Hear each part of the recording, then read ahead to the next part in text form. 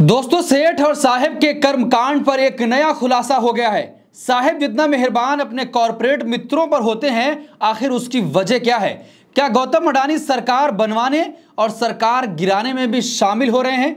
महाराष्ट्र में विधानसभा चुनाव की तारीखों की घोषणा से पहले एक महीने के अंदर अंदर गौतम अडानी को बीजेपी और महायुति की सरकार ने 4 बड़े प्रोजेक्ट को क्लियर कर दिया है। उससे साफ मालूम होता है कि साहिब और सेठ के बीच महाराष्ट्र चुनाव को लेकर कुछ डील हो चुकी है, जिसका रिजल्ट आपको साफ तौर पर देखने को मिल रहा है कि चुनाव के एक दिन पहले जब वोटिंग होनी है तो भारतीय जनता पार्टी के नेता पैसों के साथ बरामद किए जा रहे हैं।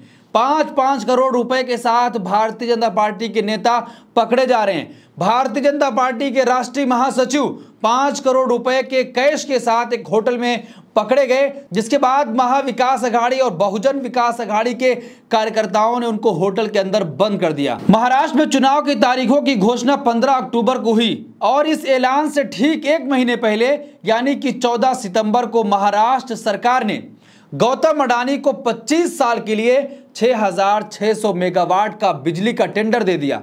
उसके 15 दिन बाद यानी कि 30 सितंबर को महाराष्ट्र सरकार ने साल्ट पैन की 255 एकड़ जमीन अडानी को दे दी।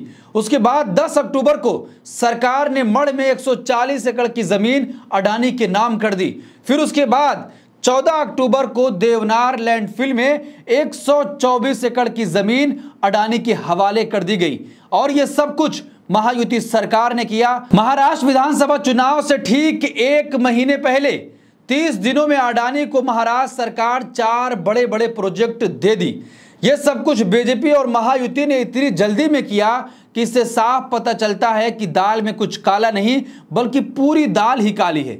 अभी कुछ दिनों पहले ही महायुति घटक दल के नेता अजीत पवार ने न्यूज लॉन्ड्री को दिए एक इंटरव्यू में साफ तौर पर कहा था कि जब 2019 में बीजेपी और एनसीपी नेताओं की मीटिंग हो रही थी सरकार बनाने के लिए, तो उस मीटिंग में गौतम अडानी भी शामिल थे।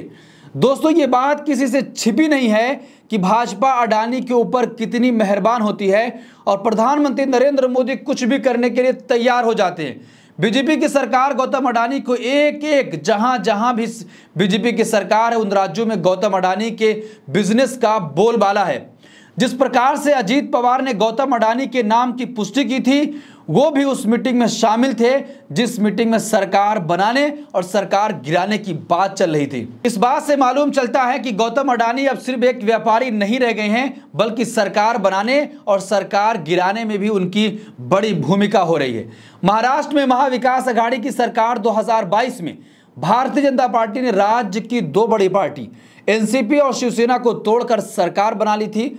उस समय जब नकली चाणक्य तोड़फोड़ की राजनीति करके सरकार बना रहे थे, तब भी बहुत बड़े स्तर पर पैसे की लेन देन की बात सामने आई थी। और जब सरकार बन गई, जब चुनाव आया, चुनाव की तारीखों का ऐलान हो गया, संजय राउत ने साफ तौर पर कहा था कि जितने भी गद्दार हैं, जो पार्टी छोड़कर गए हैं, उनको इतने करोड़ रुपए दिए गए हैं। उस वक्त भी खबर आई थी, इनोवा गाड़ी पकड़ी गई थी जिसमें पैसे से भरी गाड़ी थी और वो पैसे प्रत्याशियों के पास पहुंचाए जा रहे थे। अब चुनाव से एक दिन पहले भारतीय जनता पार्टी के नेता और महासचिव कैश के साथ पकड़े जा रहे हैं। मुंबई पुलिस जगह जगह छापेमारी कर रही है, करोड़ों में कैश बरामद हो रहा है। आप अंदाजा लगाइए, चुनाव से एक दिन पहले इतनी बड़ी रकम के साथ भारतीय जनता पार्टी के नेता कैसे पकड़े जा रहे हैं? आखिर क्या यही संयोग था कि जिस तरीके से चुनाव को टाला गया, हरियाणा और जम्मू कश्मीर के साथ महाराष्ट्र का भी चुनाव होना था? क्या एक महीने चुनाव टालकर 4 बड़े टेंडर सेठ को दे दिया गया, इसीलिए कि ताकि वो गुजरात से पैसा लेकर आए और महाराष्ट्र फिर से जीता जा सके? जब हरियाणा और जम्मू कश्मीर में चुनाव हुए थे, तभी ये बात कही जा रही थी कि सरकार को महाराष्ट्र और झारखंड का चुनाव भी साथ करा देना चाहिए। सरकार बात तो 1 नेशन 1 इलेक्शन की कर रही थी, पर चुनाव आयोग ने उस वक्त कहा था कि दोनों राज्यों में त्योहारों का माहौल है, जिसकी वजह से हम महाराष्ट्र और झारखंड का चुनाव हरियाणा के साथ नहीं करा सकते हैं। पर अब जिस तरह से यह बात सामने आ रही है कि चुनाव की तारीखों की घोषणा से ठीक एक महीने पहले महाराष्ट्र की सरकार ने गौतम अडानी के लिए राज्य के 4 बड़े प्रोजेक्ट को क्लियर कर दिया। क्या अगर महाराष्ट्र का चुनाव हरियाणा विधानसभा चुनाव के साथ हो जाता तो गौतम अडानी को जो प्रोजेक्ट मिले वो रुक जाते और फिर नई सरकार बनाने पर इस मामले पर बात आगे बढ़ती। पर बीजेपी ने तो चुनाव से 1 महीने पहले ही महाराष्ट्र के जमीन और बिजली का कॉन्ट्रैक्ट गौतम अडानी को दे दिया। यानी कि एक पूंजीपति के हितों का इतना ध्यान महाराष्ट्र सरकार ने रखा है, आप अंदाजा लगाइए।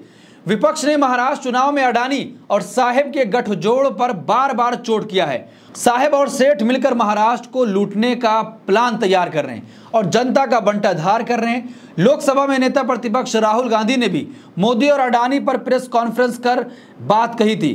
धारावी की जमीन जिसकी कीमत अनुमानित तौर पर 1 लाख करोड़ रुपए की है, सरकार उसे अडानी को देने का पूरा मन बना चुकी है, क्योंकि साहेब के कॉरपोरेट मित्र को धारावी के जमीन पर बांद्रा कुर्ला कॉम्प्लेक्स बनाना है। आप अंदाजा लगाइए कि मित्र के लिए कितने मेहरबान है। सरकार अडानी को यह जमीन देने के लिए पूरी तरीके से तैयार है और अगर महाराष्ट्र में इस बार फिर से महायुति और बीजेपी की सरकार बनती है तो धारावी की जमीन अडानी को दे दी जाएगी। तो वही महाविकास अघाड़ी दल के नेताओं ने यह दावा किया है कि अगर उनकी सरकार बनती है महाराष्ट्र में तो वो अडानी के इस धारावी प्रोजेक्ट को कैंसिल कर देंगे। दोस्तों, पूरी तरीके से धारावी, जातिगत जनगणना और ऐसे तमाम मुद्दे पूरे महाराष्ट्र में हावी रहे, लेकिन सवाल वही है कि आखिर 1 महीना चुनाव टाल करके जिस तरीके से 4 बड़े प्रोजेक्ट अडानी को दिए गए, क्या इसी वजह से चुनाव को टाला गया था? क्या यही रीजन था कि सेठ को फायदा पहुंचाना है और फिर चुनाव में सेठ से फायदा लेना है? क्योंकि चारों ऐसे प्रोजेक्ट हैं जिसमें अडानी को साफ तौर पर बड़ा फायदा हो रहा है। और उसके बाद जो खबरें आ रही हैं कि किस तरीके से नेता, भारतीय जनता पार्टी के नेता कैश पैसे के साथ पकड़े जा रहे हैं चुनाव से ठीक 1 दिन पहले। आखिर संयोग क्या है? क्या इसी वजह से चुनाव को टाला गया? क्या चुनाव में लेट इसी वजह से की गई? आपकी क्या राय? कमेंट बॉक्स में अपनी राय जरूर दें और ऐसी तमाम खबरों के लिए देखते रहिए देश नीति। धन्यवाद।